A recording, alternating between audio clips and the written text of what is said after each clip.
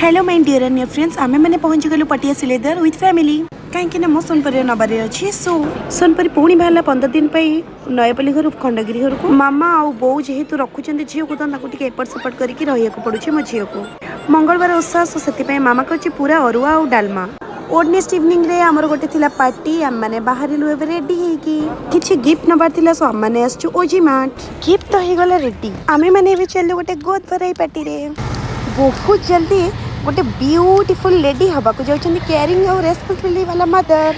दीदी जीजू बहुत सुंदर लगुले आंटी और बो मो सोनपरी सहित खेलुंट आउ 3 ରୁ 4 मास पर तांकर गोटे न्यू लाइफ स्टार्ट होछि फाइनली हम नंदू हवा को जाउछन ऑफिशियली मामू और अंकल आंटी हवा को जाउछन अजय आई बहुत ही बढ़िया अरेंजमेंट हेतला देन फोटो उठेलु तापर स्टार्ट करलु स्टार्टर तांकर जहा भी रसम थिला हम माने सब देखिलु देन हम माने लॉन्च करिलु भगवान जी को बके प्रे करछि जल्दी जल्दी कुनी बेबी आसो so God bless you both love you.